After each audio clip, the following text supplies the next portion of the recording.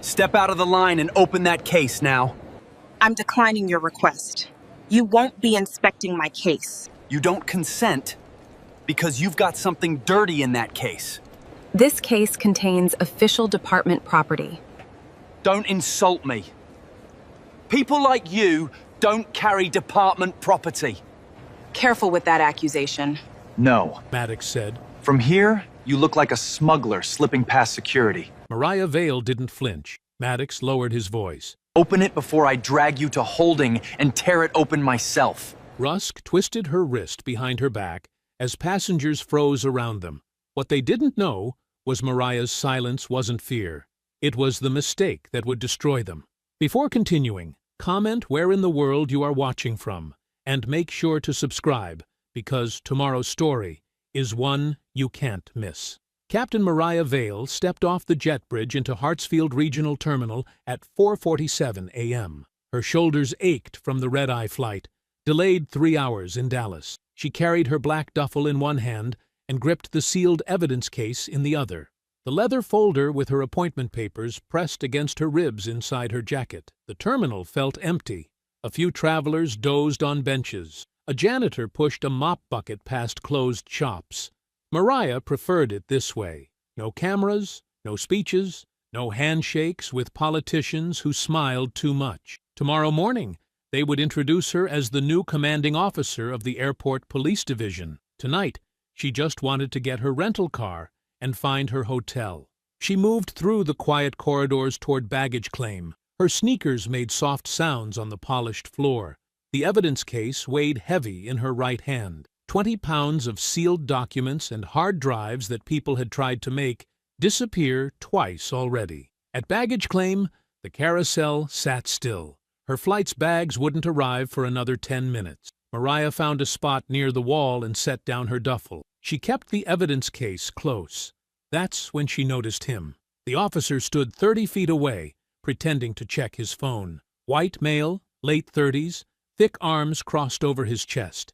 His eyes kept flicking toward her case. His badge read, B. Rusk. Mariah had seen that look before. The look that said someone didn't belong. The look that turned questions into accusations. A second officer approached Rusk. This one moved different, smoother, more careful. His uniform looked pressed, even at this ungodly hour. He leaned close to Rusk and said something quiet. Both men started walking toward her.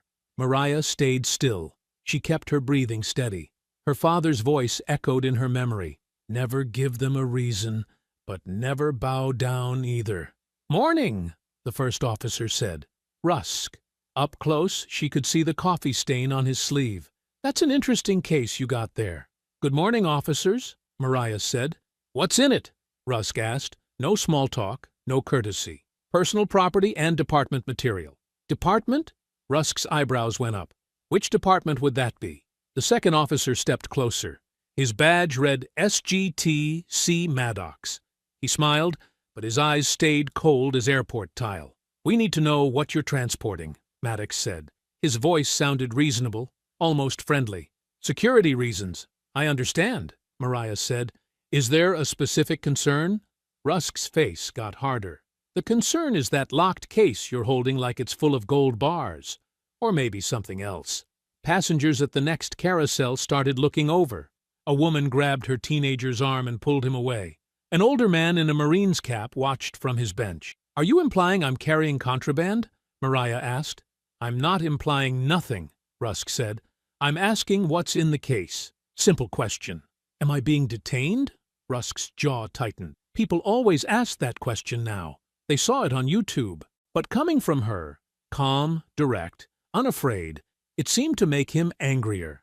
Maddox raised a hand slightly, like calming a dog. "We received an alert. Suspicious person matching your description. Traveling alone, unusual luggage, acting nervous." "I'd like to see this alert," Mariah said. "That's not how it works," Maddox said. "We ask the questions. You answer them." "I haven't seen any suspicious person alert," Mariah said. "And I'm not acting nervous." Rusk stepped closer. His hand dropped to rest on his handcuffs. The metal caught the fluorescent light. "Open the case," he said, "or we open it for you." The baggage carousel kept turning. empty except for 3 forgotten suitcases. More people stopped to stare. A businessman with a garment bag slowed his walk. A mother pushing a stroller changed direction to go around them. "I haven't consented to any search," Mariah said. Her voice stayed level. "I need to speak with a supervisor." Maddox's smile got wider. "I am the supervisor. Sergeant Cole Maddox, Airport Police. Now we can do this easy, or Officer Rusk here can make it hard." "Real hard," Rusk added. His fingers drummed against his equipment belt. "Sir, I'm asking you to—" Rusk grabbed her duffel bag, just snatched it right off her shoulder. The strap caught on her arm and yanked her sideways. "Hey!" Mariah reached for it. Rusk dumped the whole bag onto the dirty floor. Clothes spilled out. Her phone charger, a paperback book, deodorant rolling toward someone's feet. Her father's old prayer card fluttered down like a dying bird. "Look at this," Rusk said, kicking through her things. "Acting all calm, but you're sweating now, aren't you?"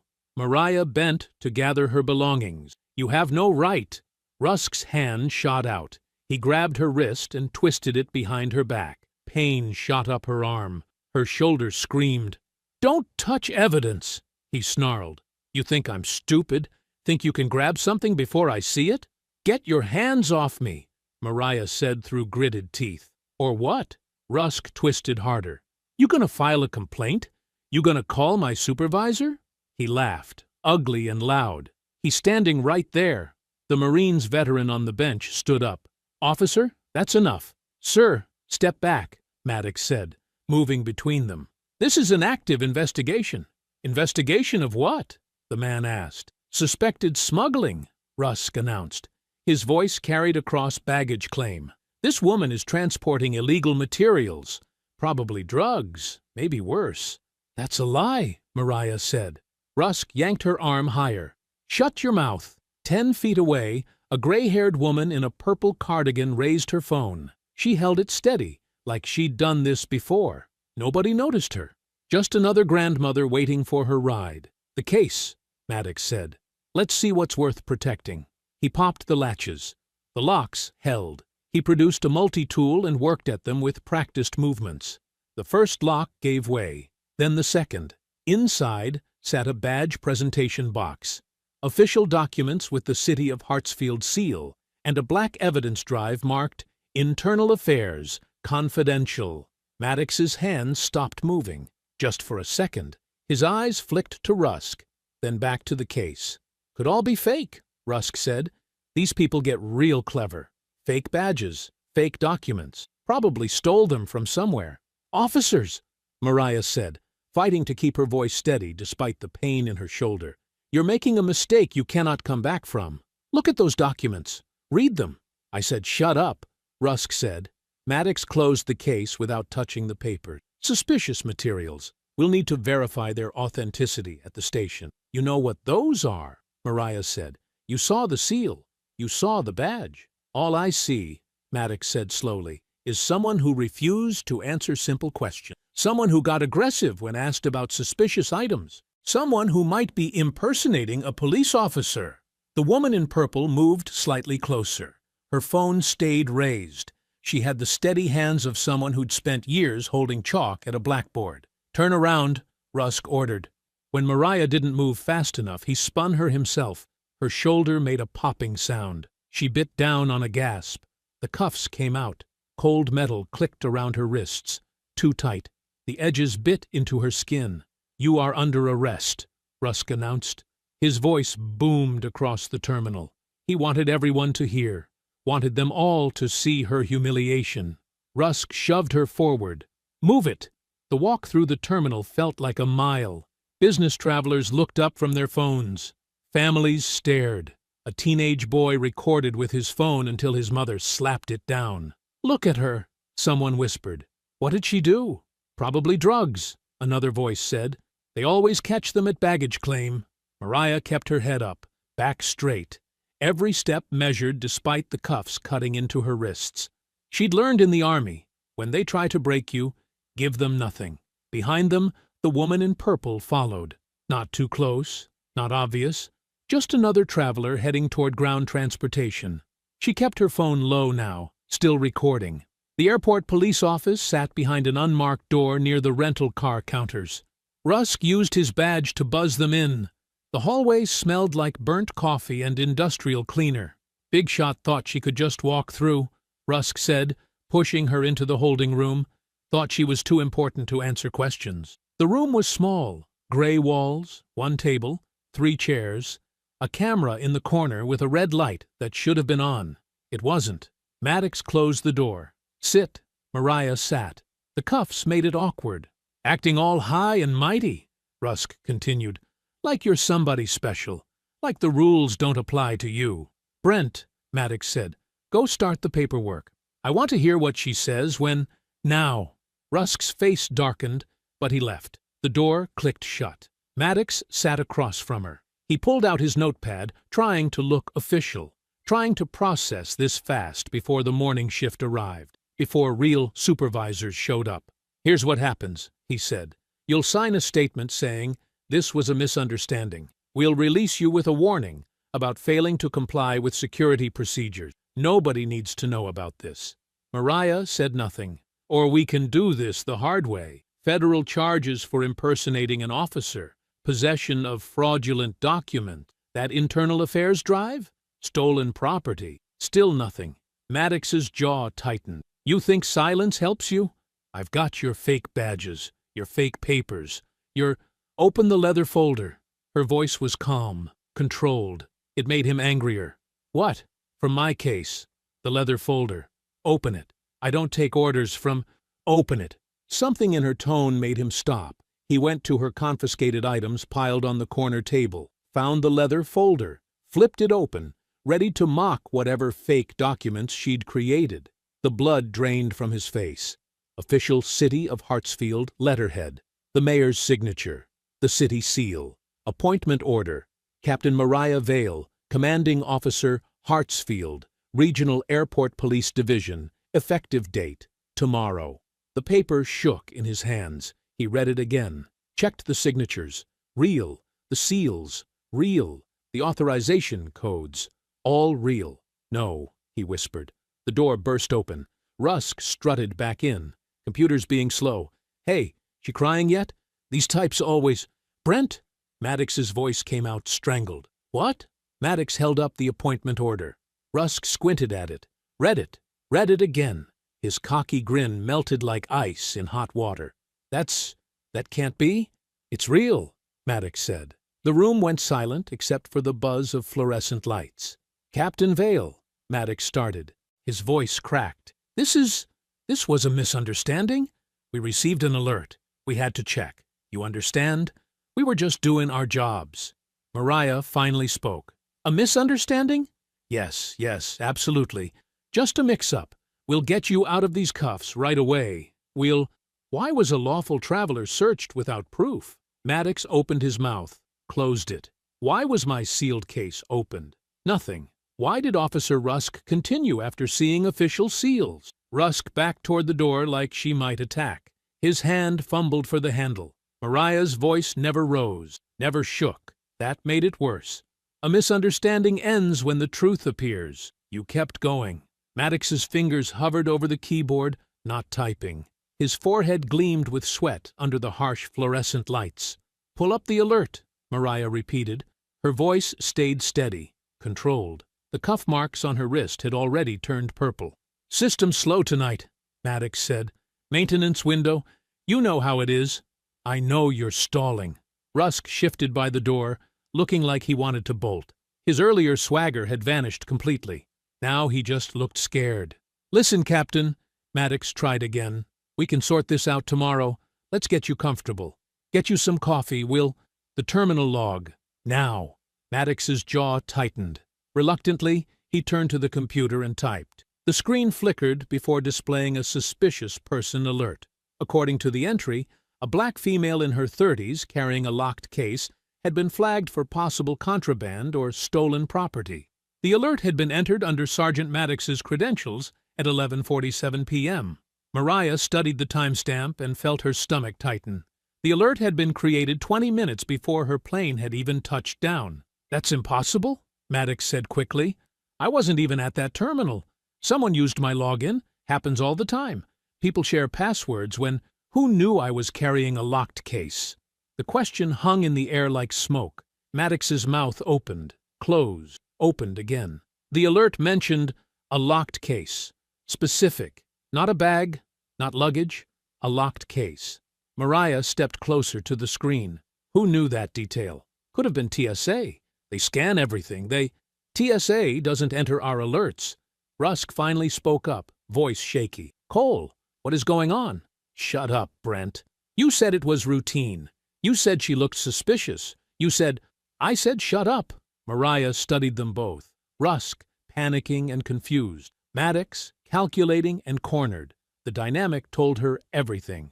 Officer Rusk, when did Sergeant Maddox tell you about the alert? Rusk's eyes darted between them. He called me, said to meet him at baggage claim, said we had a possible smuggler coming in. Lyle Hargrave walked into the airport police office at 4:47 a.m. like he owned the place, which, in a way, he did. His suit was perfect. His smile was wider. He carried 2 cups of coffee and the confidence of a man who'd buried bigger problems than this. Captain Vale, he extended a cup toward her. Rough first night. Thought you could use this? Mariah didn't take it. She stood by the window overlooking the empty tarmac, watching maintenance crews prep for morning flights. Her wrist throbbed where the cuffs had bitten into skin. Deputy Mayor, you're up early. Well, when I heard about the misunderstanding, I came right away. He set both cups on the desk and settled into a chair like they were old friends. These things happen. New faces, late nights, everyone's on edge. Nobody's fault, really. It wasn't a misunderstanding. His smile flickered, just for a second. Of course not. Poor choice of words. What I mean is, we can frame this properly. Control the narrative before it spirals. Frame it how? Simple miscommunication between dedicated officers doing their jobs. You were tired from travel. They were following protocol. Everyone shakes hands, learns from it, moves forward. Mariah turned from the window. Under the overhead lights, the bruises on her wrist looked darker. They entered a false alert using Maddox's credentials. They conducted an illegal search. They arrested me without cause. Allegedly. I was there, and I'm sure it felt very real to you. Hargrave leaned back, still smiling, always smiling. But perception isn't always reality. Sometimes our experience is color. Are you calling me a liar? God, no. I'm saying memory gets fuzzy under stress. Details shift. What matters is how we present this to the public. He picked up one of the coffees, took a sip. The airport expansion vote is in 6 weeks. 20,000 jobs on the line. Federal grants worth $200 million. Do we really want to torpedo all that over one awkward encounter? Awkward. Mariah tasted the word. That's what you're calling it. What would you call it? Criminal. The smile finally died.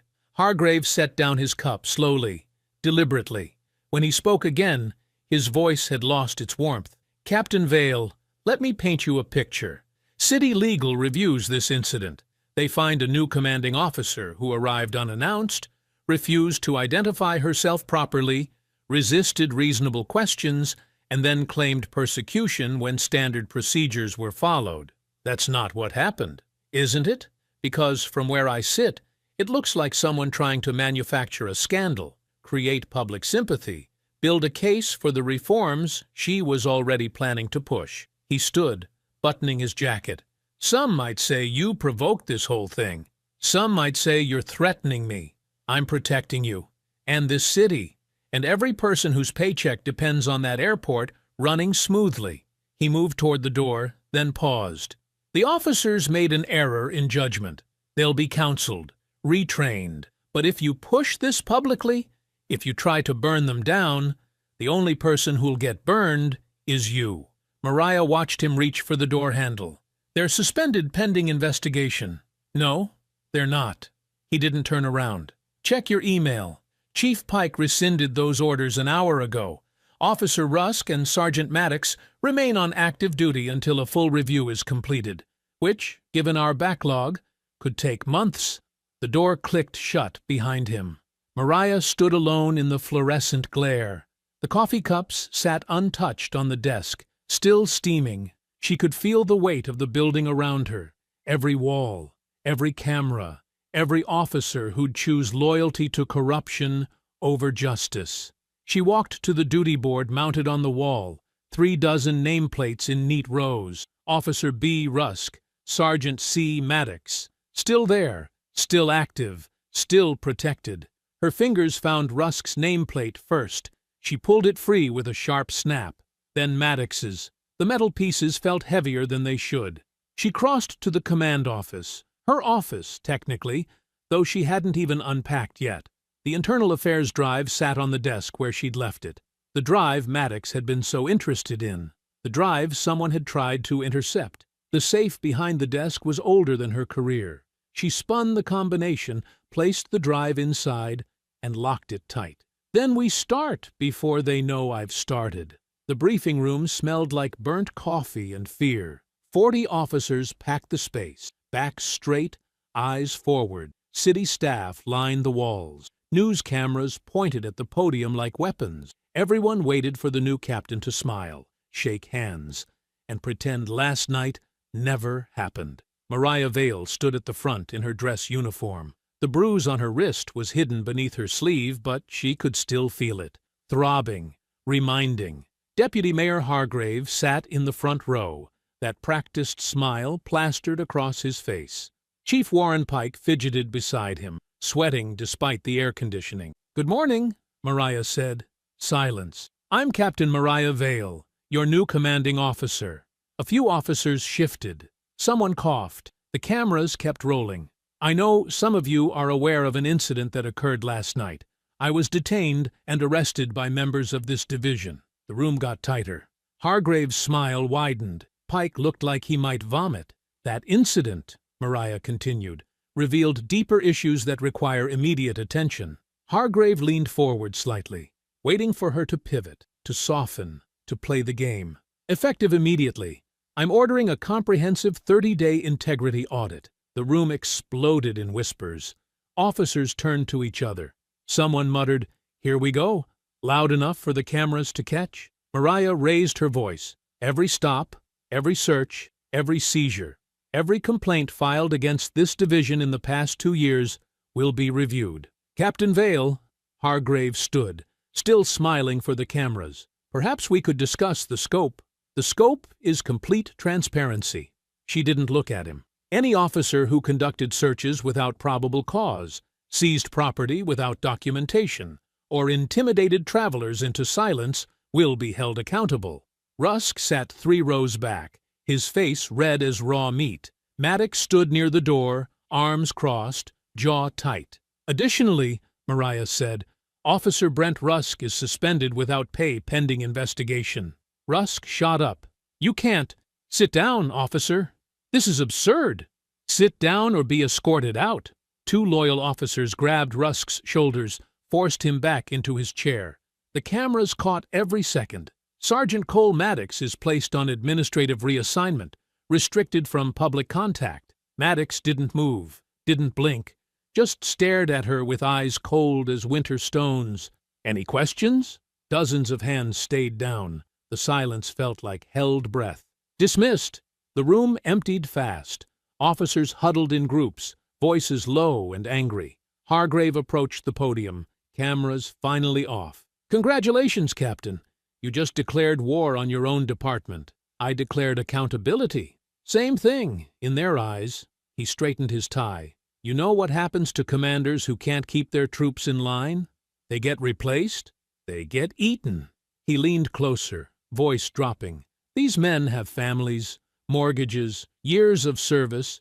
You think they'll just roll over because you wave some audit around? I think they'll follow the law." He laughed, actually laughed. "God, you really believe that? How refreshing." He headed for the door, then stopped. "You've made a very lonely choice, Captain Vale. When you're drowning in union grievances, hostile officers, and missing evidence, remember, I tried to help you." The room emptied until only Chief Pike remained, still sweating. "Captain, I should have been there last night. I apologize for— Where's Detective Bell?" Pike blinked. "Bell? Amos Bell?" "Yes. He's probably in the basement, filing room. We moved him down there after some unpleasantness a few years back. What kind of unpleasantness? He refused to adjust a report when asked. Made things difficult for everyone. Send him up. Captain, Bell is nearly retired. He's not exactly... Send him up. 20 minutes later, Detective Amos Bell entered her office. 63 years old, gray beard neat as his pressed shirt. He moved like a man who'd learned to make himself small. His eyes were still sharp. Captain Vale. He didn't sit until she gestured. Heard you caused quite a stir upstairs. Heard you caused one yourself a few years back. A ghost of a smile. Different kind of stir. Mine was quieter. Career-ending, but quieter. Tell me about the missing property complaints. He studied her for a long moment. You sure you want to open that particular box? I'm sure. Because once you start digging... Detective Bell. She leaned forward. They arrested me last night. Humiliated me in front of civilians. Tried to destroy evidence I was carrying. So yes, I want to open every box they hoped would stay closed. Bell nodded slowly. Complaints started about 2 years ago. Travelers reporting missing cash, jewelry, electronics, always the same pattern. Stopped for random screening. Items vanish. Complaints filed, then mysteriously lost. How many? Officially? Maybe a dozen made it to paper. Unofficially. I kept copies of everything before they demoted me. He stood. But, Captain, these files have a way of disappearing. I've seen whole boxes walk out of evidence. Then we better work fast. He headed for the door, stopped. You know they'll come for you, not just Rusk and Maddox. The whole system they're protecting. I know. And you're doing this anyway? Buried things can still be dug up, Detective.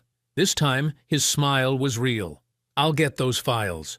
An hour later, Bell returned pushing a metal cart. 3 banker boxes, covers thick with dust. He set them on her desk with surprising gentleness. Captain, he said quietly, this is only what they forgot to destroy. That afternoon, Mariah and Bell descended into the basement of the airport police station. The air smelled like mold and forgotten paper. Fluorescent lights buzzed overhead, half of them dead or dying. Bell's old office was a converted storage room, barely big enough for 2 desks shoved together. Welcome to paradise, Bell said, clearing files off a chair for her. They moved me down here 3 years ago. Said it was temporary. They opened the first box. Complaint forms, some handwritten, some typed. Each one a story of loss. Rosa Martinez, Bell read, 68 years old. Stopped at security. Had her late husband's gold watch in her carry-on. Never saw it again. Mariah took the next file. James Washington, 75. Traveling to his grandson's graduation. $800 cash vanished during a pat-down. Marie Duval, Haitian immigrant. Her passport disappeared during secondary screening. Took her 6 months to get a replacement. File after file. Always the same officers' names. Rusk, Maddox, sometimes others. Always the same outcome. Property gone, complaints buried.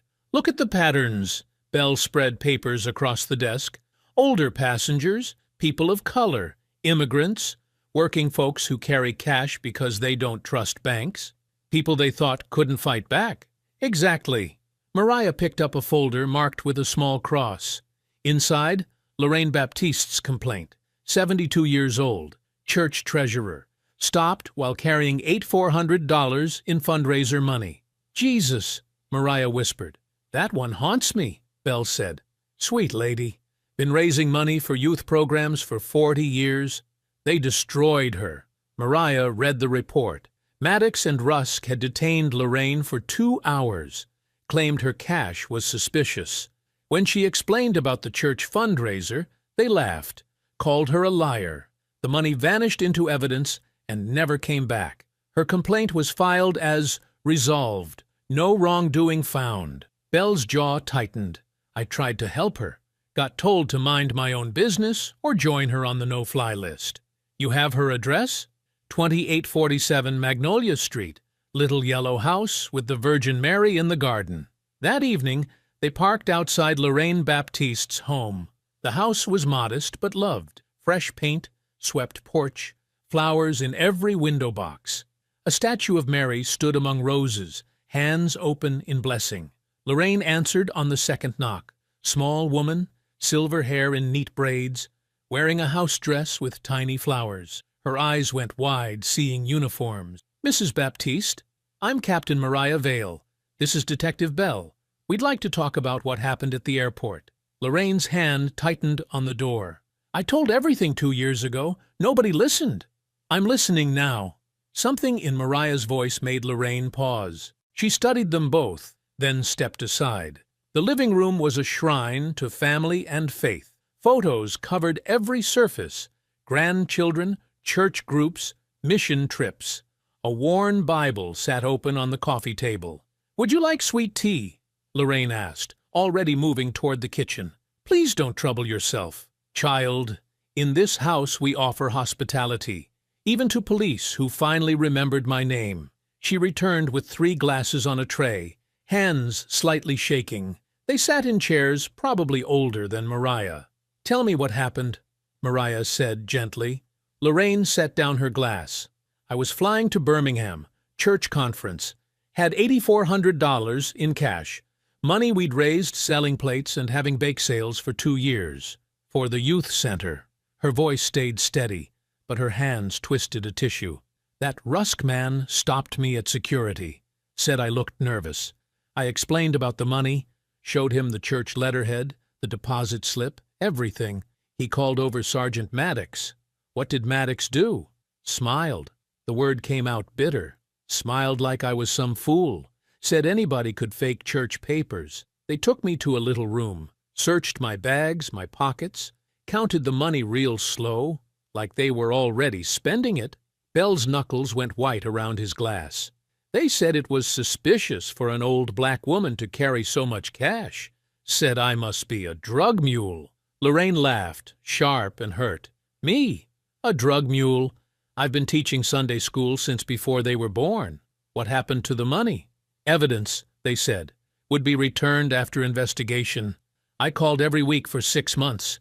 Finally, some lady told me to stop harassing them or face charges." Lorraine stood, walked to an old secretary desk, pulled out an envelope, worn soft from handling. This held that money.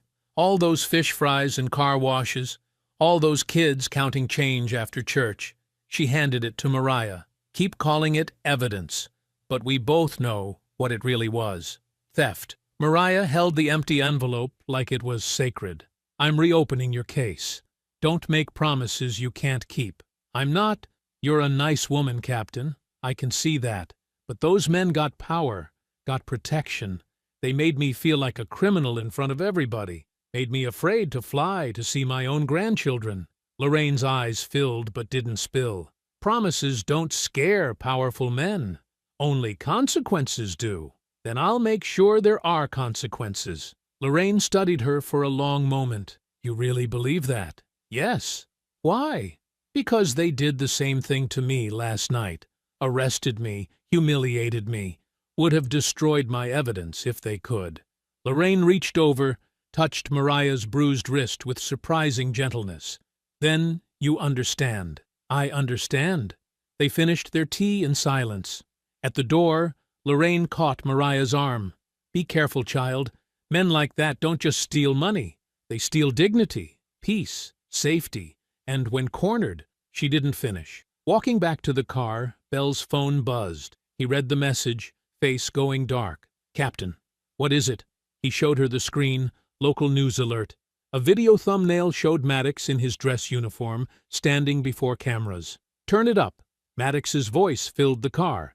"Being persecuted by a commander with a personal vendetta. Captain Vale is retaliating because my partner and I properly questioned her suspicious behavior at the airport. Now she's dragging innocent officers through the mud to justify her radical agenda." Bell lowered the phone. "He's going on offense." "Good," Mariah said. "Angry men make mistakes. Angry men also destroy careers." She looked back at Lorraine's yellow house, the Mary statue blessing empty air. Thought about that empty envelope, soft from tears and time. "Then we better make sure we destroy theirs first." Bell started the car. "Maddox has friends at Channel 7. By tomorrow, half the city will think you're the villain. Let them." Mariah's voice carried steel. "Tomorrow, I'll have Lorraine Baptiste telling her story. Let's see whose truth weighs more." The morning news played on 3 different screens in the airport police briefing room. Mariah stood alone, watching her career burn. Officer Rusk has served this community for 14 years without a single complaint.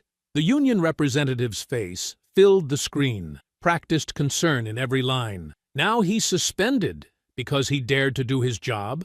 Because he questioned someone who happened to have political connections? Click. Next channel. Maddox's attorney, a sharp-suited man with perfect teeth. Captain Vale clearly came here with an agenda. Within hours of arrival, she targeted veteran officers. This is retaliation, pure and simple. Click. Sources inside City Hall say the mayor is deeply concerned about Captain Vale's aggressive approach. Turn that poison off. Detective Bell entered, carrying coffee and exhaustion. Behind him, 2 younger officers quickly looked away. The whole building was choosing sides, and most were picking the safe one. "How bad?" Mariah asked. Channel 7 ran Maddox's interview 3 times this morning. Channel 11 has Rusk's wife crying about their mortgage. Social media's worse. Bell handed her coffee. "Someone leaked that you were arrested for suspicious behavior. They're leaving out the part where you're the captain." "Of course they are." The door opened again. Deputy Mayor Hargrave entered like he owned the air itself, tailored suit and campaign smile. "Captain Vale, unfortunate morning." "Is it?" His smile tightened. "This media circus helps no one. The officers involved are willing to accept letters of reprimand. You keep your command. Everyone moves forward. Letters of reprimand for false arrest? For procedural confusion during a heightened security period. They knew who I was when they cuffed me. Can you prove that in court? Because their attorneys will prove you refused to immediately identify yourself. They'll prove you resisted their lawful commands." Hargrave stepped closer, lowering his voice. "They'll make you look difficult, Captain. Angry, vindictive. Everything certain people already want to believe about women like you in positions like this." The words hit exactly where he aimed them. Mariah felt the familiar weight, the exhausting math of fighting, while black, female, and in charge. "Take the deal," Hargrave continued. "Save your reputation. Save your reforms. Live to fight the battles that matter." "This battle matters. To whom? Some church lady's old complaint? Travelers who've already moved on?" He checked his phone. "The mayor's patience has limits, Captain. I'm trying to help you." "No. You're trying to bury this before it reaches wherever it really goes." Hargrave's mask slipped for just a second. Then the smile returned. "Noon, Captain. That's when the union files their formal complaint against you, unless we settle." He left, cologne lingering like a threat. Bell waited until the door closed. "He's scared." "Good. Scared men show their cards." Mariah turned back to the screens, now muted, but still showing Maddox's performance. "We need—" A knock interrupted. The desk sergeant peered in. "Captain, you have a visitor. Says it's urgent." Evelyn Price entered like she was walking into her own classroom. Spine straight, chin high, decades of authority in every step. She carried a leather purse and the kind of presence that made grown officers stand straighter. "Mrs. Price." Mariah rose, surprised. "Sit down, child, both of you. We need to talk about what I saw. All of what I saw." Bell closed the door, checked the hallway. Evelyn waited until they were truly alone. "I taught school for 41 years, she began. "Inner-city Birmingham. You learn to watch everything. Reflections in windows, movements behind backs, hands that take what isn't theirs." She pulled out her phone, steady despite her age. "I started recording when that Rusk boy raised his voice. Kept recording even when they moved you." She opened the video. "But I wasn't just watching you." The footage played. Shaky, but clear enough. Rusk's aggression, Mariah's calm responses, the brutal wrist twist, but Evelyn fast-forwarded. "Here, watch the glass partition behind them." Mariah leaned in. In the reflection, barely visible, Maddox opened her evidence case. His body blocked the direct view, but the glass caught his movement. His hand went in, came out, moved to his jacket. "He took something," Bell breathed. "I taught algebra for 20 years before they let me teach advanced classes. Evelyn said. "You learn angles matter. What you can't see straight on, you might see sideways." Mariah watched again. The movement was quick, practiced. Maddox had stolen from her case while Rusk performed for the crowd. That same afternoon, Mariah spread the access logs across her desk like evidence in a murder case, which maybe it was, the murder of trust, one stolen envelope at a time. Maddox badged into the evidence room at 3:47 a.m. Bell traced the timeline with his finger. 4 hours after you suspended him. He had help, Mariah noted. Someone had to disable the alerts, or someone high enough that alerts didn't matter. They'd requested every log from the night of her arrest. Evidence room, secure storage, the old customs corridor that hadn't been used since the terminal expansion. Most departments would have stalled, but Evelyn's video had opened doors, carefully, quietly, with several officials suddenly eager to distance themselves from whatever was coming. Here, Bell found it. Customs corridor, entry at 4:15 a.m., same night. Any cameras? Decommissioned when they moved customs to the new terminal. Bell looked up. Convenient. Mariah's phone buzzed. Unknown number. She nearly ignored it, then answered. Captain? The voice was scared, male, Hispanic accent. This is Tomas. Tomas Alvarez. From maintenance? She remembered him from the files. 10-year employee, clean record, worked nights. I'm listening, Tomas. I need to tell someone about the lockers.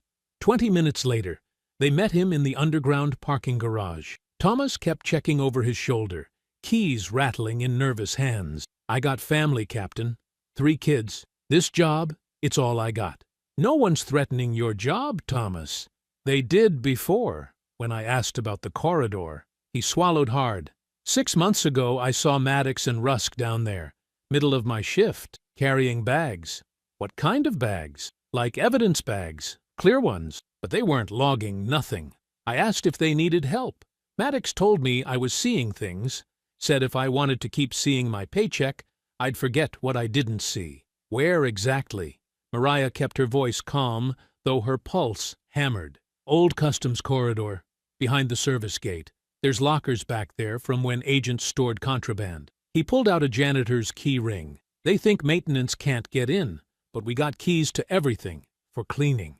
Bell and Mariah exchanged looks. Will you show us? Tomas's hands shook worse. My job is protected. I give you my word. Your word against theirs. My word with a federal investigation behind it. It was partly true, would be fully true soon. Thomas led them through service tunnels that smelled of industrial cleaner and old concrete. Downstairs, most people forgot existed.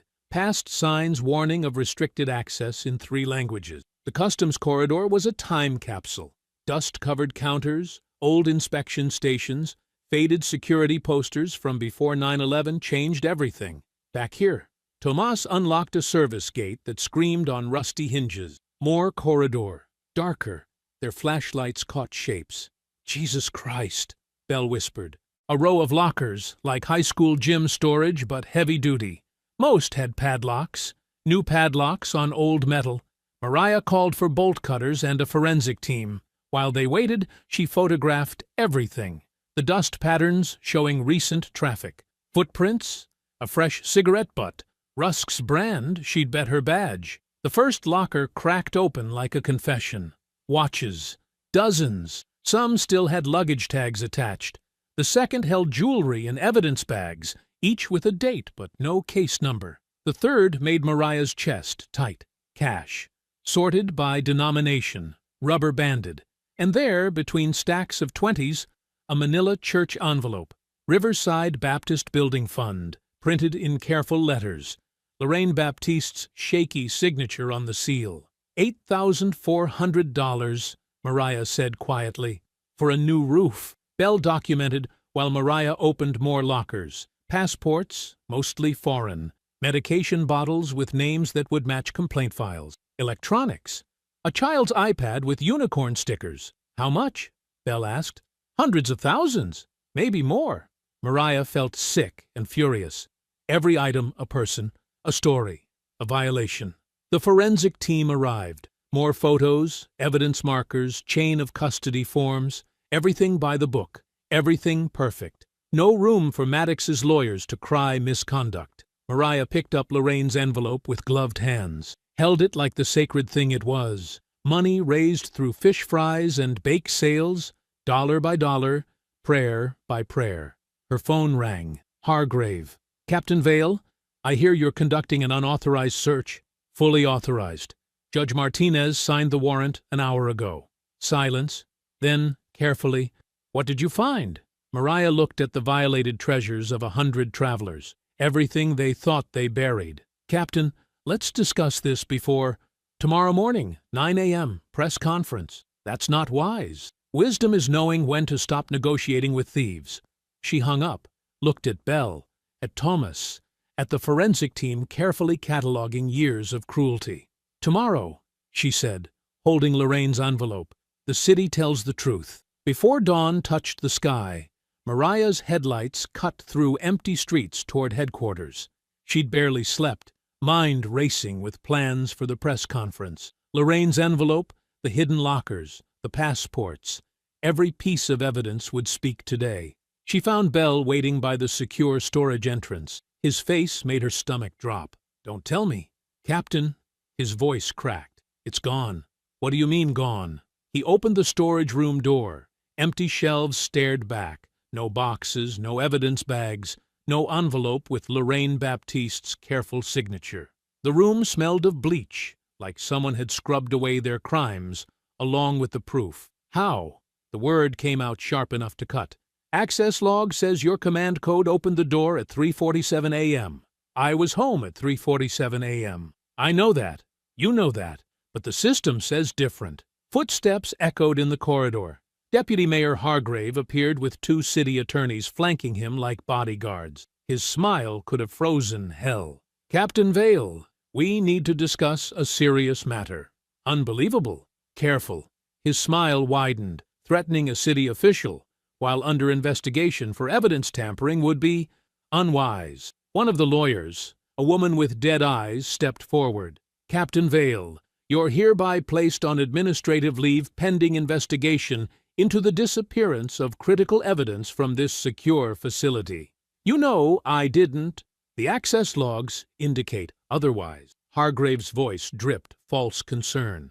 Your command code, your responsibility. The evidence you claim to have found has vanished under your watch. The evidence I documented, photographed, catalogued with a full forensic team. Photos can be staged. Items can be planted. The second lawyer, younger, eager to impress. Without physical evidence, we only have your word. And given your confrontational approach to this department, your word carries certain questions. Get out of my station. Actually, Hargrave checked his watch. It's Chief Warren Pike's station.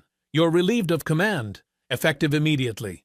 Please surrender your weapon and badge. The words hit like physical blows. Mariah's hand moved instinctively to her service weapon. Not to draw it, she wasn't that foolish, but to feel its weight one last time. This won't stand. It's already standing. Hargrave nodded toward the front entrance. Unless you'd prefer we escort you out past the media. They're quite eager to discuss the missing evidence. Through the hallway window, news vans clustered like vultures. Cameras ready. Microphones hungry. Bell stepped forward. This is wrong. I was there. I saw Detective Bell. The female attorney's voice could have cut glass. You're reassigned to records review, effective immediately. Basement level. Any discussion of ongoing investigations will be considered insubordination. Mariah removed her badge. The metal felt heavier than it should. Her weapon followed, each item placed on the desk like pieces of her soul. Captain, Bell started. It's okay, Amos. She kept her voice level, professional. They wanted her to explode, to give them more ammunition. Follow orders. The walk to the front entrance stretched like a funeral march. Officers watched from doorways. Some looked ashamed, others satisfied. Word traveled fast in a station. Outside, the cameras attacked. Voices shouting questions about missing evidence, about abuse of power, about tampering with proof. Through the chaos, she saw him, Maddox, standing by a patrol car. Clean uniform, sergeant stripes back on his sleeve. Rusk leaned against the station wall. that same smug smile from the airport. He tipped an imaginary hat as she passed. Her hands shook as she found her car. Not from fear, from rage so pure it burned. She'd played by every rule, documented every step, built an airtight case, and they'd stolen it like candy from a child. Inside the car, silence crashed down. The shaking got worse. She gripped the steering wheel until her knuckles went white. All those people, Lorraine, the travelers who'd lost medicines, the immigrants whose passports vanished, all of them betrayed again. Her phone buzzed, voicemail notification. She almost deleted it. Probably another reporter, another vulture, but the number looked familiar. Lorraine Baptiste's voice filled the car, steady, stronger than Mariah had ever heard it. Captain Vale, I don't know what they did to you today, but I know what they did to me, and I am not afraid anymore. You come by when you're ready. I'll have coffee on. The message ended. Mariah played it again, then once more. She wiped her eyes, turned the key, and drove toward Lorraine's house instead of going home. Lorraine Baptiste's front porch still held the morning chill when Mariah pulled into the narrow driveway. The house looked smaller in daylight, faded yellow siding, flower boxes that had seen better seasons, a screen door that needed fixing. But the lights were on, and smoke curled from the chimney like a welcome. Before Mariah could knock, the door opened. Lorraine stood there in a church dress and cardigan, her gray hair pinned back neat as Sunday service. Behind her, voices murmured in the living room, Captain Vale. Lorraine's voice carried the same strength from the voicemail. Come in, child. We've been waiting. The living room smelled of coffee and old wood polish. Evelyn Price sat on the worn sofa, her teacher's posture straight as a ruler. Two other women Mariah didn't recognize occupied the chairs. One young, maybe 30, with tired eyes and calloused hands. The other older, Latino, clutching a manila envelope like a lifeline. Sit, Lorraine commanded, pointing to the kitchen table visible through the doorway. We need to talk proper. They gathered around Lorraine's kitchen table, scarred wood that had probably hosted decades of family meals and homework sessions. Mariah felt exposed without her badge, smaller without her authority. These women looked at her expectantly, and she had nothing to offer but failure. The evidence is gone. The words tasted bitter. Everything we found, the lockers, the stolen items, your envelope, all of it disappeared overnight. Did you take it? Lorraine asked. No. Then they stole it twice, first from us, then from you. Lorraine poured coffee from a percolator that belonged in a museum. That don't make it less true. The young woman leaned forward. I'm Sandra Torres. They took my grandmother's wedding ring 2 months ago. Sergeant Maddox said it looked suspicious for airport security. Never got it back. The older woman opened her envelope with shaking fingers. Carmen Gutierrez. My husband's medication, heart pills. Very expensive. Officer Rusk claimed they could be illegal drugs. We had prescription bottles, doctor letters, everything. He threw them in the trash and said we could file a complaint. Did you? Evelyn asked. 3 times. No one called back. Mariah's stomach clenched. I'm sorry. I thought I could. Authority is not the same as truth, Lorraine interrupted. You lost your badge. You didn't lose being right. Evelyn pulled out a small notebook. Teacher habits, dying hard. My retired teachers network covers 3 counties. Church contacts go even further. If these officers have been stealing from travelers, there are more victims. What good does talking do? Sandra's voice carried the weight of someone who'd been disappointed before. They'll just deny everything again. Not if we all talk at once. Evelyn's eyes sparked with the same fire that had made her record the airport arrest. 41 years teaching middle school, you learn a few things about bullies. They count on people staying isolated and afraid. Lorraine stood and returned with an old church directory. Phone numbers filled every page. Start calling? Tell people what happened? Ask if airport police ever took their things. By noon, the living room buzzed with quiet activity. Evelyn worked her phone like a campaign manager, reaching out to former colleagues, book club members, retired principals across the region. Carmen called relatives, friends from her citizenship class, anyone who'd traveled through Hartsfield Regional in the past year. Each conversation followed the same pattern. Initial skepticism, then recognition, then anger.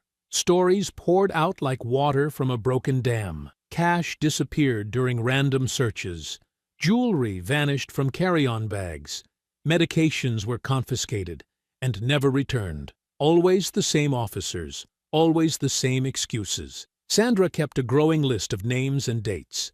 17 people so far, all different flights, different months. Same pattern. More coming? Evelyn reported. Mrs. Patterson from my bridge club is driving over. Says Rusk took her husband's watch last Christmas. The front door opened without a knock. Detective Bell stepped inside, looking older than his years. He'd changed from his uniform into civilian clothes, but exhaustion clung to him like smoke. Amos, Mariah stood. You shouldn't be here. Your pension don't mean much if I can't look at myself in the mirror. He pulled up a chair. They got me filing 20-year-old burglary reports. Figured I might as well do something useful instead. Lorraine poured him coffee without asking. What can you tell us that they don't want told? Bell opened a folder he'd carried in. Internal access logs going back 18 months. Every time those storage lockers were opened, every time evidence went missing from the system. Patterns clear as daylight if you know how to read it. Is that enough? Sandra asked. Not in court. They'll claim the logs were tampered with. Bell rubbed his temples. But it shows we're not making this up.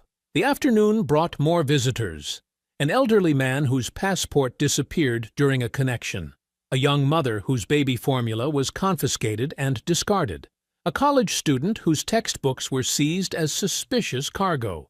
Each story added weight to the growing pile of receipts, complaint numbers, and witness statements.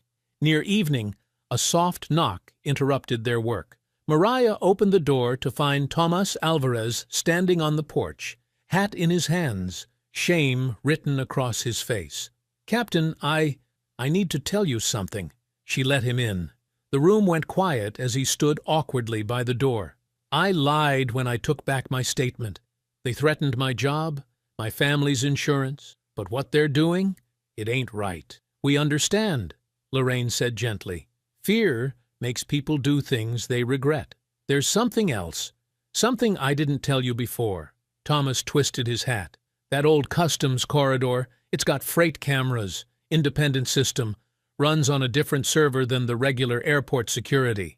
Maintenance uses it to track cargo movement in the restricted areas. Bell sat up straight. Airport police don't control those cameras? No, sir. Different department entirely. Old system, barely works half the time, but it records everything in those corridors. If those officers moved stolen goods through there, the footage might still exist, Mariah finished. Been working freight security for 6 years. Never seen anyone check those recordings. Most people forget the cameras exist. The room erupted in excited murmurs. Carmen crossed herself. Sandra gripped her manila envelope tighter. Bell pulled out his phone. I know someone, federal inspector, owes me from an old case. If we can get that footage authenticated properly. Call her, Mariah said. Bell stepped onto the porch for privacy. Through the window they watched him pace, gesturing as he explained the situation. The conversation stretched long minutes. Finally, he returned. Inspector Naomi Grant. She's driving down from Atlanta tonight. Says if we can access those cameras legally, she'll authenticate whatever we find. The freight control room sat buried 3 levels beneath the terminal, forgotten by most airport staff, and ignored by the gleaming renovations above. Flickering fluorescent lights cast harsh shadows across banks of outdated monitors and cable-thick wiring that belonged to another decade. The air smelled of dust and electrical components slowly dying. Tomas led them through a service corridor that required 2 key cards and a maintenance override code. His footsteps echoed against concrete walls painted institutional green sometime in the distant past. Most people don't even know this room exists, he whispered, unlocking a heavy steel door. Been down here maybe 10 times in 6 years. System runs itself mostly. Federal Inspector Naomi Grant examined the cramped space with professional interest. She was a compact woman in her 50s, with sharp eyes, and the kind of methodical patience that made corrupt officials nervous. Her federal credentials hung from a lanyard that caught the overhead light. "This system is completely separate from airport police servers?" she asked. "Yes, ma'am. Different department, different funding, different everything. Freight security runs on old DOT regulations from before the airport expansion." Tomas powered up a monitor that hummed to life reluctantly. Airport police probably forgot it existed. Detective Bell positioned himself near the door, listening for footsteps or elevator sounds from the corridor above. His service weapon remained holstered, but his hand rested near it out of habit. "How far back do these recordings go?" Mariah asked. "Depends on storage capacity. Maybe 6 weeks before the system overwrites itself." Tomas navigated through dated menu screens that looked like they belonged in a computer museum. "What dates are we looking for?" "Start with last week, after I was suspended." The monitor flickered, then displayed a grainy black-and-white view of the abandoned customs corridor. Timestamps showed the footage was from 3 days ago, hours after Mariah had been escorted from headquarters. "There!" Bell pointed at the screen. "Movement on the left." 2 figures appeared in the frame, carrying dark bags through the corridor. Even with the poor video quality, their builds and movement patterns were unmistakable. "Maddox and Rusk," Mariah said quietly. They watched the officers unlock the service gate she had discovered, then emerge with multiple bags and containers, the stolen evidence from the hidden lockers. Maddox checked his watch repeatedly while Rusk loaded items into what looked like airport maintenance carts. "They're moving everything to a different location," Grant observed, destroying the evidence trail. "Can you enhance this footage?" Mariah asked. "Federal lab can clean it up enough for court." Grant connected a recording device to the system. "But this is already admissible as is. Timestamps, independent system, chain of custody, intact." Tomas scrolled backward through more dates. "Let me check earlier footage. See if there's more." The days rolled backward on the screen. More late-night visits from Maddox and Rusk. Occasional appearances by other officers Mariah did not recognize. The theft operation had been running for months, maybe longer. Then Thomas stopped scrolling. "Wait, go back to that timestamp," Mariah said. 2 nights before her arrival in the city. The corridor was empty for long minutes. Then 3 figures entered the frame. 2 were familiar. Maddox and Rusk conducting their usual business. The 3rd figure made Mariah's breath catch. Deputy Mayor Lyle Hargrave. "I knew it," Bell muttered. On screen, Hargrave walked through the restricted corridor like he owned it. He examined the hidden lockers while Maddox opened them for inspection. Rusk stood guard near the entrance. The 3 men talked for several minutes, Hargrave pointing at specific items, Maddox nodding and taking notes. "He's not covering up a scandal," Mariah realized. "He's managing a criminal enterprise." Grant leaned closer to the monitor. "This changes everything. Federal prosecutors love corruption cases involving elected officials." They watched Hargrave inspect envelopes of cash, jewelry, and other seized items. He selected several pieces, slipping them into his jacket pockets. Maddox handed him what appeared to be a thick envelope. "He's taking a cut," Bell said. "Regular payments." The footage continued. Hargrave and Maddox discussed something intensely while examining a tablet computer. Then all 3 men left together, Hargrave checking his watch before disappearing from frame. "This was before I arrived in the city," Mariah said. "Before my arrest. They knew I was coming." Tomas advanced the timeline. More meetings between Hargrave and the corrupt officers, planning sessions, document exchanges. The airport arrest had not been random harassment by biased cops. It had been a calculated attempt to intercept her internal affairs drive before she could expose their operation. "They panicked when they saw the federal evidence case," Grant noted. "Figured if they discredited you immediately, they could bury whatever you brought. Instead, they created the perfect trap for themselves." Mariah watched Hargrave's image on the monitor. Every lie they told, every cover-up they attempted, it all led back to this. Grant finished copying the footage onto multiple drives. "I need to contact the federal prosecutor's office tonight. Organized theft, civil rights violations, conspiracy, public corruption. This is going to be a big case." Bell's radio crackled softly. He listened to the dispatcher, then turned to the group. We need to move. Security sweep coming through this area in 20 minutes. They powered down the monitors and secured the room. Thomas locked each door behind them as they made their way back through the service corridors. The evidence drives felt heavy in Grant's briefcase. Weeks of planning and criminal activity compressed into digital files that would destroy careers and send people to prison. At the surface level, Grant shook hands with each of them. I'll have preliminary authentication within hours, full analysis by morning. Whatever happens next, that footage is bulletproof evidence. As her federal vehicle disappeared into airport traffic, Mariah felt something she had not experienced since her arrest: genuine hope. Not just for clearing her own name, but for delivering justice to the travelers who had been victimized by people sworn to protect them. Her phone buzzed with an urgent message. Mariah read it twice, then showed Belle the screen. City Council emergency session. Tomorrow morning, 9 a.m. Special hearing on police department leadership and evidence handling procedures. Belle grimaced. Hargrave's making his move, trying to destroy you publicly before the federal case can develop. He doesn't know about the freight cameras, Mariah said. Yet, they stood in the terminal parking garage, surrounded by the quiet hum of overnight airport activity. Above them, delayed flights carried unsuspecting passengers through the same corridors where corruption had festered for months. Mariah's phone buzzed again. This time, it was a formal notice from the city attorney's office, copied to several local media outlets. The notice announced an emergency city council session scheduled for Thursday at 9 a.m. regarding Captain Mariah Vale's misconduct investigation. The hearing would include public testimony concerning alleged evidence tampering, abuse of authority, and departmental disruption. After reading the notice, Mariah showed it to Belle. He glanced at the screen and shook his head. "He's going to try to end your career on live television," Belle said. Mariah deleted the message and started walking toward her car. Let him try. The city council chamber buzzed with tense energy as people filed through security checkpoints and metal detectors.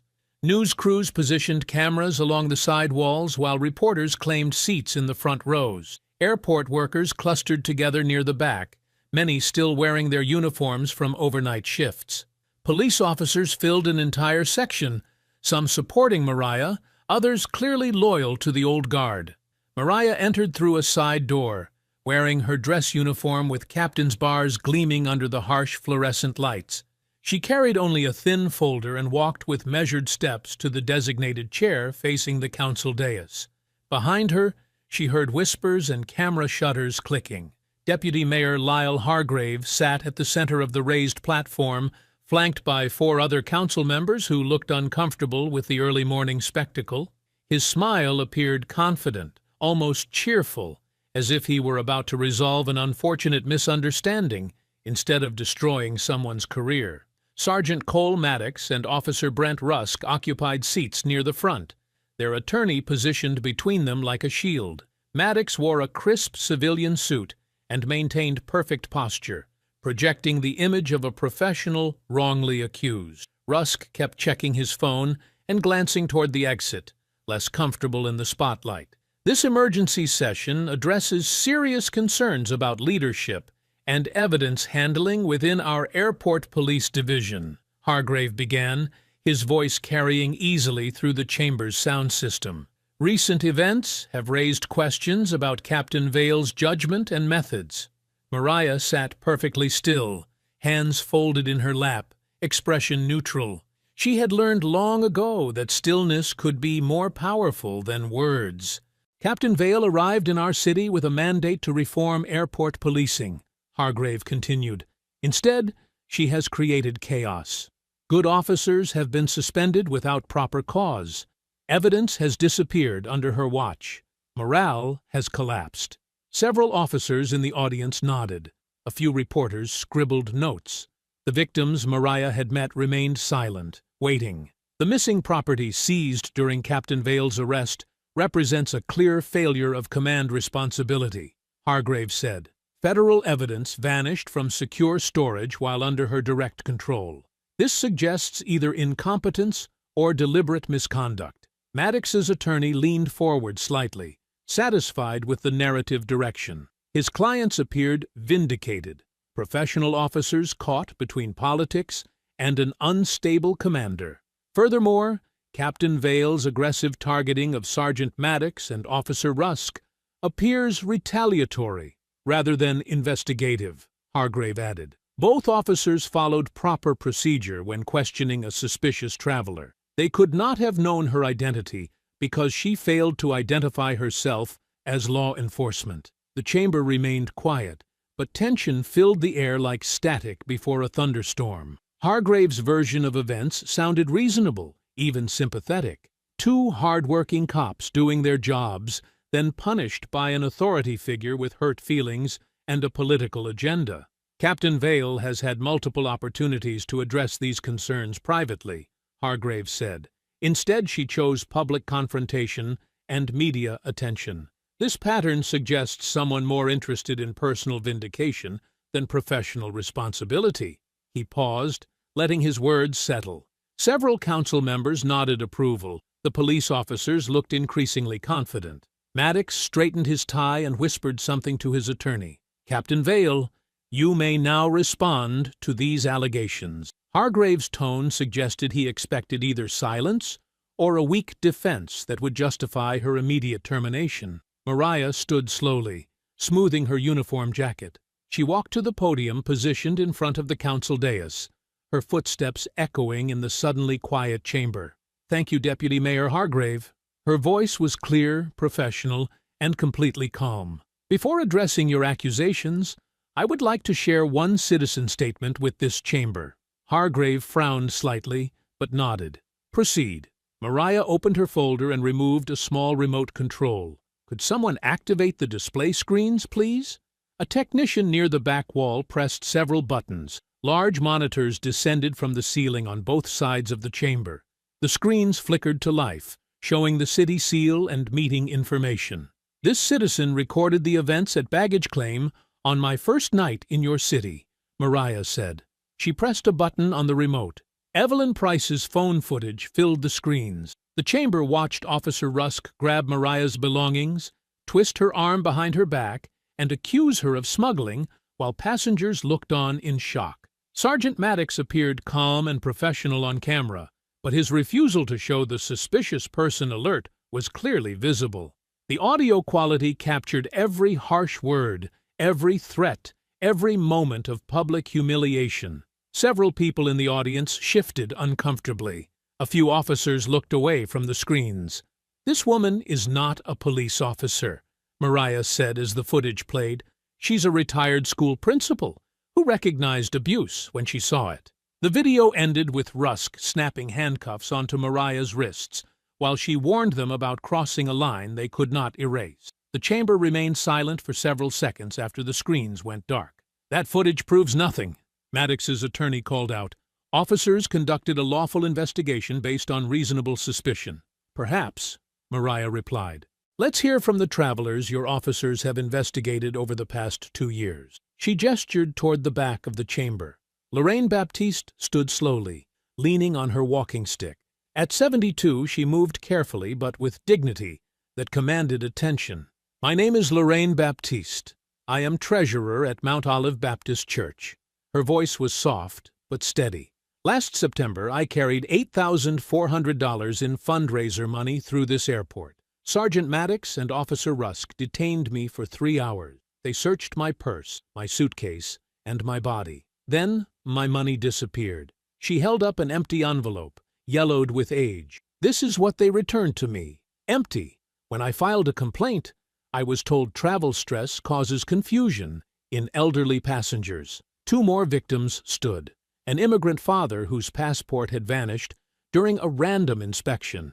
A black woman whose prescription medication was confiscated and never returned. Each story followed the same pattern. Vulnerable travelers targeted, property seized, complaints ignored. Hargrave tried to interrupt. These allegations are unsubstantiated. Are they? Mariah pressed the remote again. Detective Amos Bell appeared on screen, standing behind a podium in what looked like a federal building. The timestamp showed the footage was recorded just hours earlier. I am Detective Amos Bell, 27 years with this police department. I have authenticated surveillance footage from the airport freight camera system. This footage shows the defendants moving evidence after Captain Vale was suspended.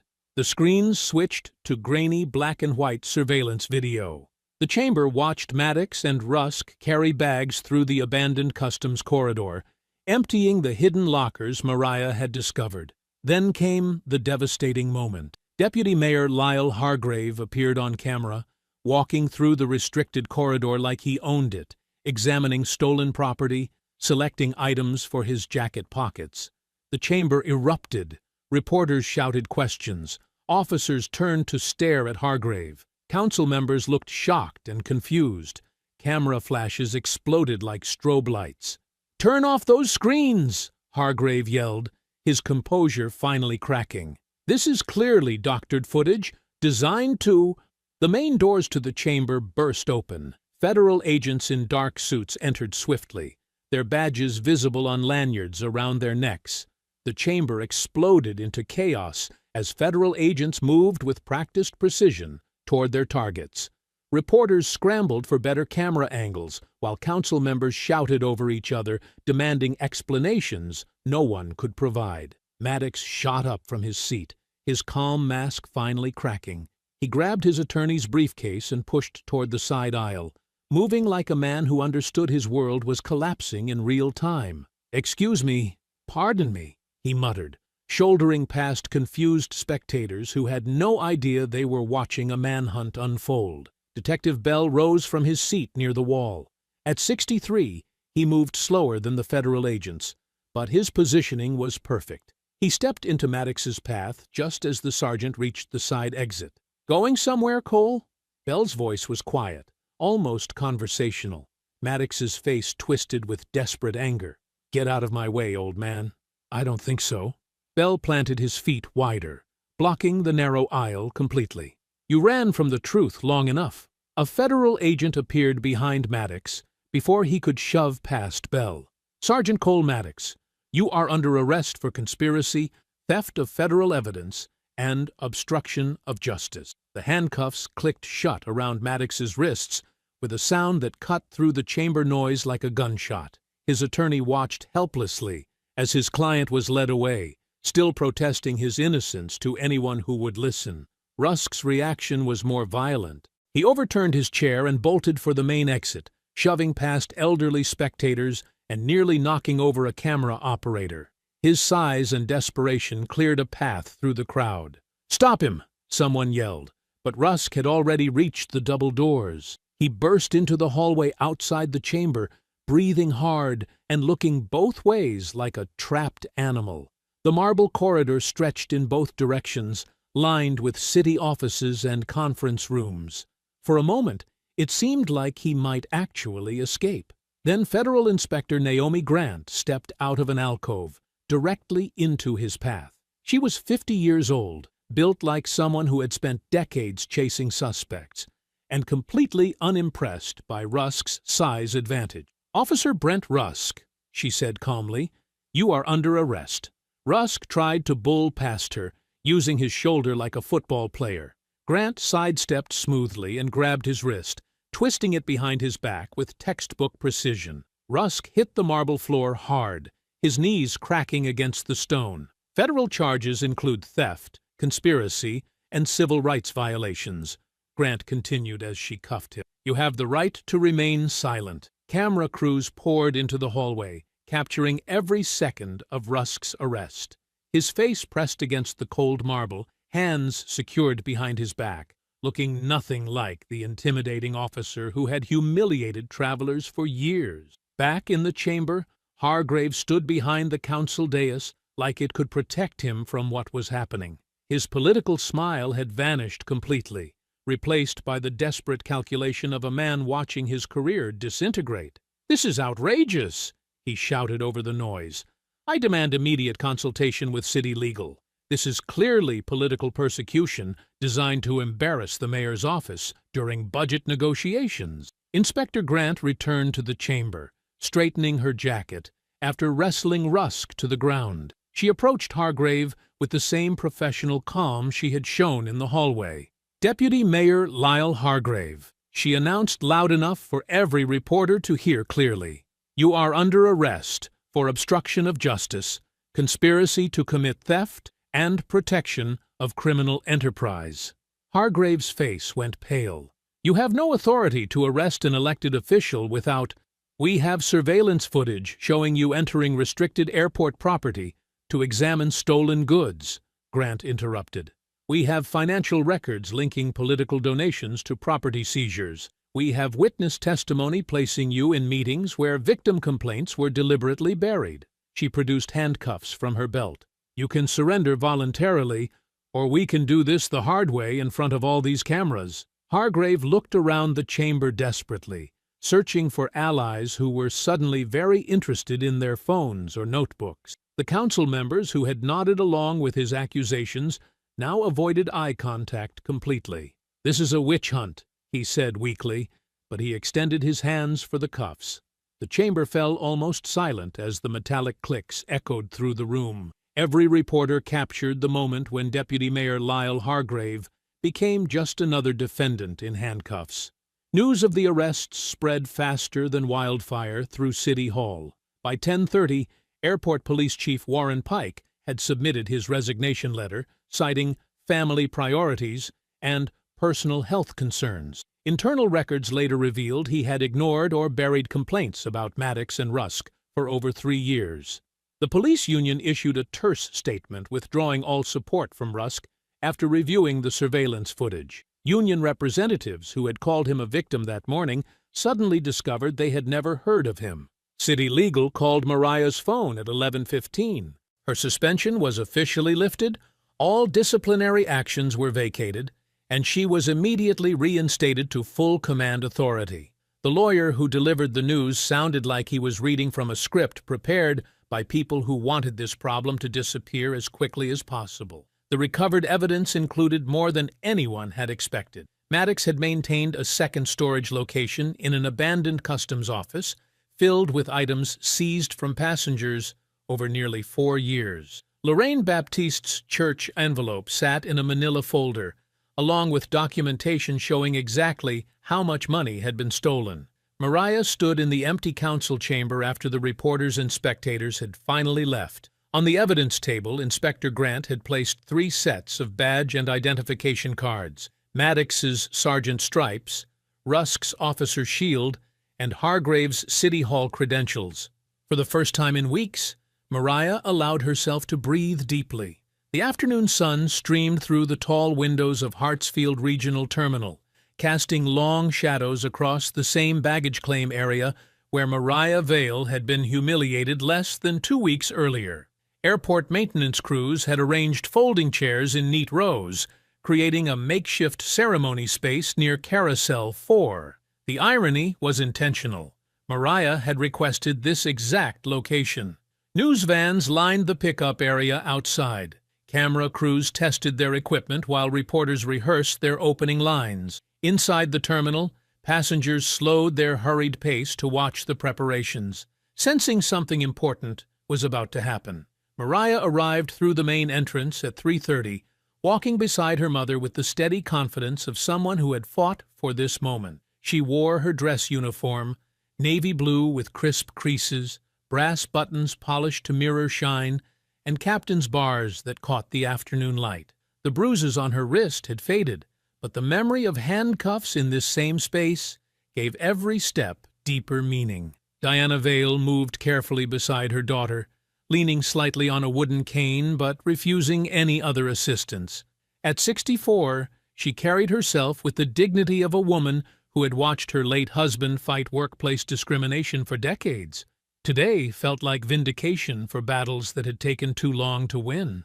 "You look like your father in that uniform," Diana said quietly as they approached the ceremony area. "He would be so proud."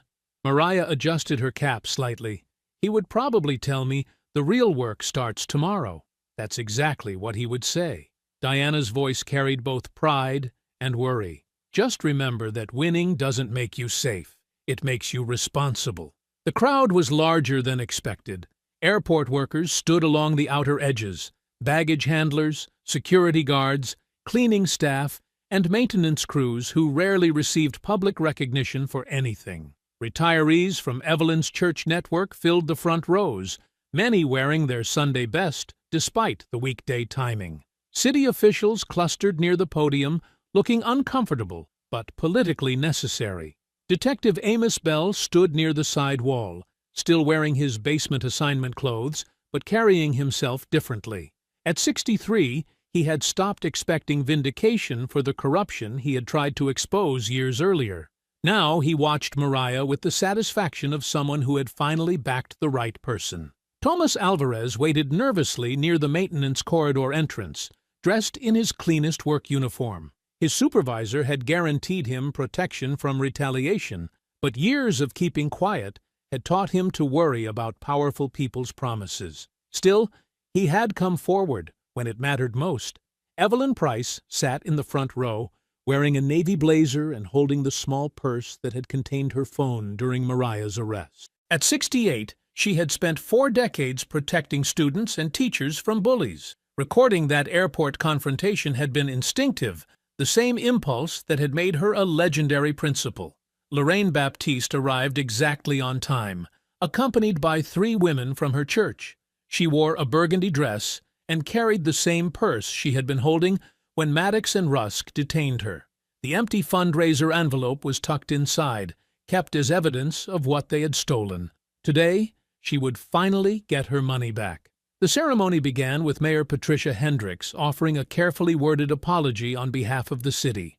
Her speech acknowledged serious failures in oversight and accountability, while avoiding specific details that might complicate ongoing federal prosecutions. "Today we restore trust," the mayor announced to scattered applause. "Today we prove that justice is not negotiable." Inspector Grant stepped forward with a manila envelope containing $8,400 in cash, the exact amount stolen from Lorraine's church fundraiser.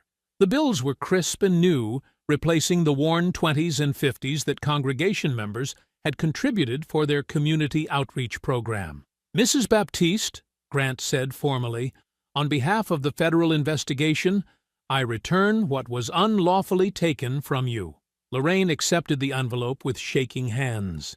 She opened it carefully, counting the bills with the precision of someone who had managed church finances for 20 years. When she finished, tears rolled down her cheeks.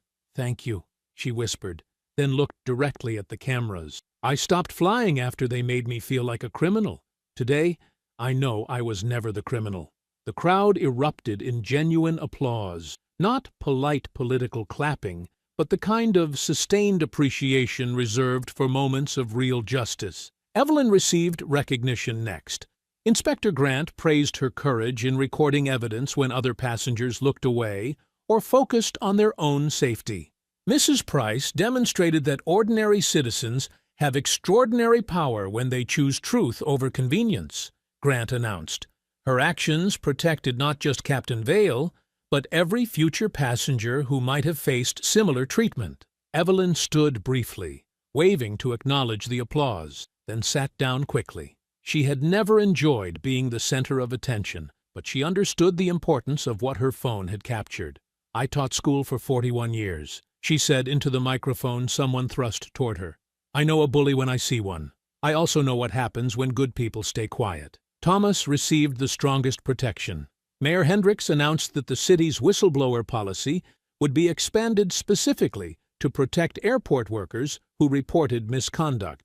Tomas would be offered a new position as civilian compliance liaison, working directly with the airport police to ensure proper procedures. Mr. Alvarez risked his job and his family's security to tell the truth, the mayor said. "We will make sure that courage is rewarded, not punished."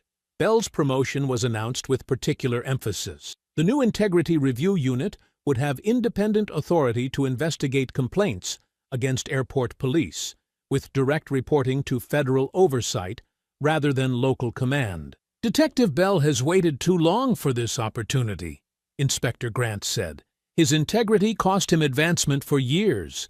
Today, that integrity becomes the foundation for accountability." Finally, Mariah stepped forward for her oath. Judge Rebecca Morrison, brought in specifically to avoid any appearance of political influence, administered the swearing-in with clear, precise language. Do you solemnly swear to faithfully execute the duties of Captain, Hartsfield Regional Airport Police Division, and to the best of your ability, preserve, protect, and defend the rights of all travelers, regardless of race, religion, national origin, economic status, or any other characteristic?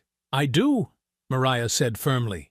Do you swear to hold yourself and those under your command to the highest standards of integrity, service, and accountability? I do. Then, by the authority vested in me by the state and with the support of federal oversight, I reinstate you as captain with full authority to reform, restructure, and rebuild this division. The applause was thunderous. Airport workers cheered. Church members stood and clapped. Even some of the city officials looked genuinely moved by the ceremony's emotional power. Mariah took the podium for her first official address as captain. She announced immediate changes: a traveler rights desk staffed by trained advocates, priority assistance for seniors and vulnerable passengers, independent evidence controls managed by federal oversight, and mandatory body cameras for all officers with no ability to mute or disable them. This division will serve every person who enters this airport with equal respect, she declared. Rich or poor, citizen or visitor, young or old, everyone deserves dignity when they travel. As the ceremony concluded, people began moving toward the exits. Children who had watched from the edges started approaching Mariah, curious about her uniform and the celebration they had witnessed. A young black girl, maybe 8 years old, walked up to Mariah with the directness that only children possess. She looked up at the captain's bars, then at Mariah's face. "Are you in charge?" she asked simply. Mariah knelt slightly, bringing herself to the girl's eye level. Behind them, workers were already installing a new command plaque that read, "Captain Mariah Vale, Integrity, Service, Accountability." Mariah smiled genuinely for the first time in weeks. "Yes, sweetheart, today I am." If you enjoyed the story, leave a like to support my channel and subscribe so that you do not miss out on the next one. On the screen, I have picked 2 special stories just for you. Have a wonderful day.